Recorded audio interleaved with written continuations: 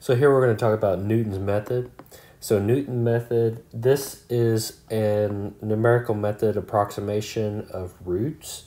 So say we have a function that we cannot factor to find the root for. This uses tangent lines. So we pick a point that we think is a good guess, close to the actual root, but not, we can't get it exactly, otherwise we would need the Newton method, right? And then we use the idea of the slope of the tangent line to get us a little bit closer to the actual true solution. So this gives us a new guess, a new x value, and then what I'll do is I'll take that x value and I'll go down to where it crosses the f graph, and I'll make another tangent line, and that tangent line has a 0 that's even closer than the previous guesses that we had here and here. Now we're guessing here, which is a little bit closer to our real one. And then once again, we'll repeat the process. It's an iterative process that gets us closer and closer to our true solution here. As you can see, by iterate, so 1, 2, 3, by the 4th iteration, we're almost right on the real root there. So it gets pretty good approximations pretty quickly. So very useful. This method will pop up again if you take numerical methods. You'll go more into detail in Newton's method, but this is kind of just an introduction overview of it for you. Okay, so let's derive it. So like I said, it's based off of tangent lines, and so we need an equation of a line. So what I'm going to do here, I'm going to use the point slope form. So the point is the point x naught comma f of x naught on the curve, and I need a point, but I also need a slope. And if we remember from calculus, the slope of the tangent line at the point is just the derivative evaluated at this point here. Okay, so that's what we'll replace m with. So let's do that. So let's replace m with the slope of the tangent line at the point. That's f prime of x naught. And then what is the point? Well, the point is x naught comma f of x naught, right? So this is my x1 and this is my y1 value that I plug into my point slope formula, and I've got it right there. Now, what I want to do is I want to solve for y. So I have an equation y equals something. So to do that, I'm going to add f of x naught to both sides. And what am I trying to do? So I start with this x naught value, and I'm trying to get to this x1 value. Well, how do I figure out where this x1 is? Well, it's where we cross the x-axis. Well, how do we find values that cross the x-axis? Those are x-intercepts. I set y equal to 0.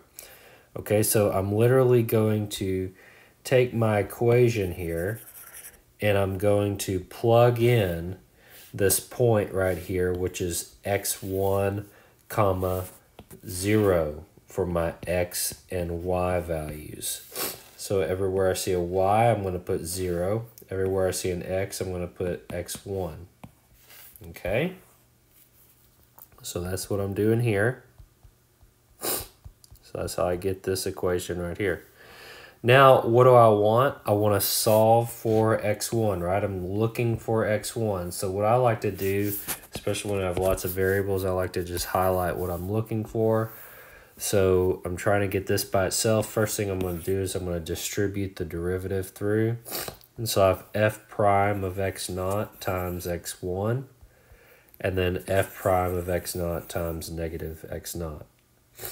So remember, I'm trying to solve for x1. Okay, so I'm going to move x1, or actually, rather, instead of moving x1, I'm going to move this one and this one to the other side. Okay, so if I do that, opposite of subtraction is addition. And the opposite of addition is subtraction. So I just moved, instead of moving this one over here and dealing with a negative, I moved these two to the other side of the equation.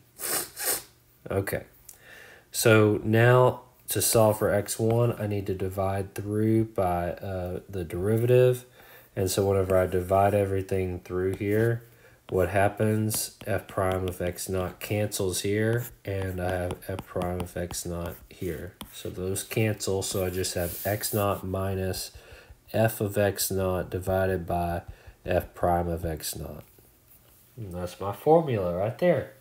So what do we see here? We see a little bit of a pattern. To get the next point, I take the first point minus f of the first point divided by f prime of the first point, okay?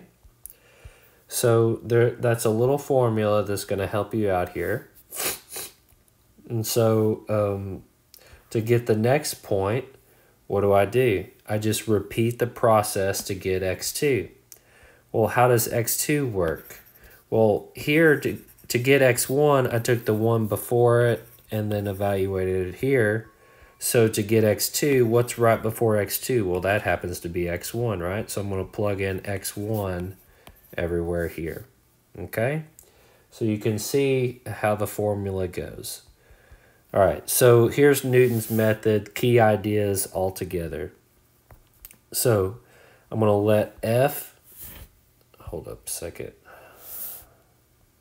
I'm going to let f be a differentiable function on an interval, excuse me, I with a root in I.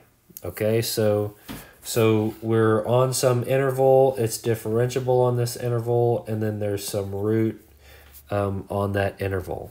Okay, to approximate the value of the root accurate to d decimal places, so if you want to get it accurate to 3 decimal places, then do the following, okay?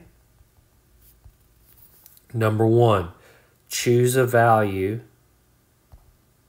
x naught, as an initial approximation.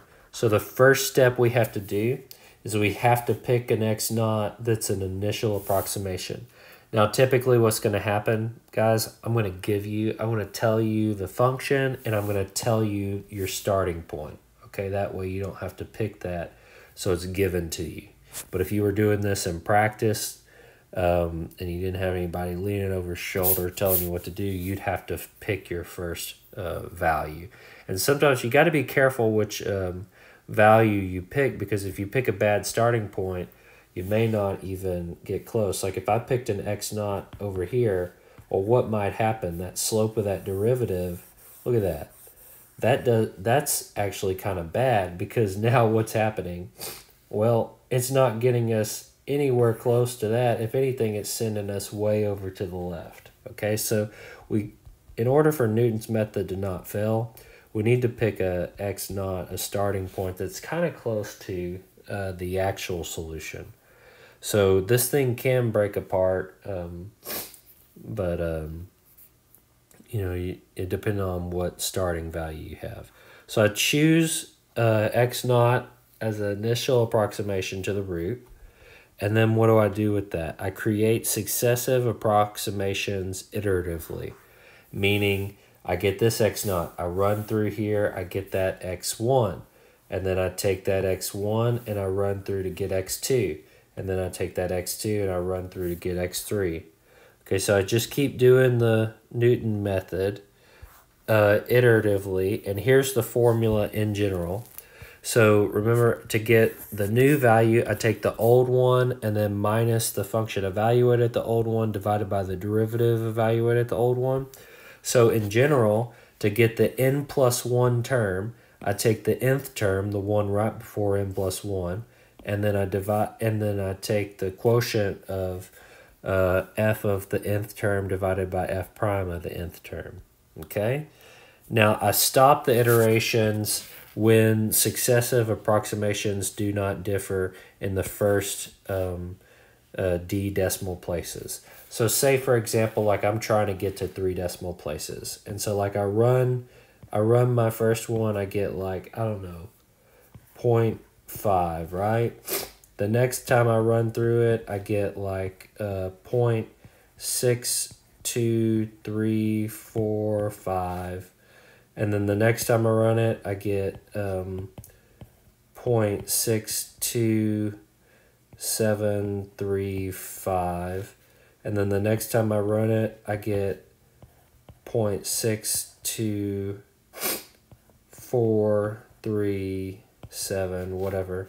And then the next time I run it, I get 0.62443.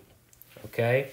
And then, so what do I know? Well, I stop the iterations when successive approximations do not differ in the first d decimal places. So if I'm trying to do the 3 decimal places, I look here and I say, okay, look, the decimal place didn't change for the first 3 decimal places, especially whenever I rounded here.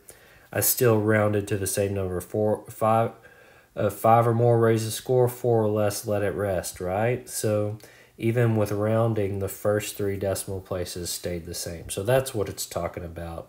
Hopefully that kind of helps you understand that iterative process there. Okay, so you're just running until you get to however many decimal places where it's no longer differing. Okay. So one more little thing here, and I kind of touched on it earlier.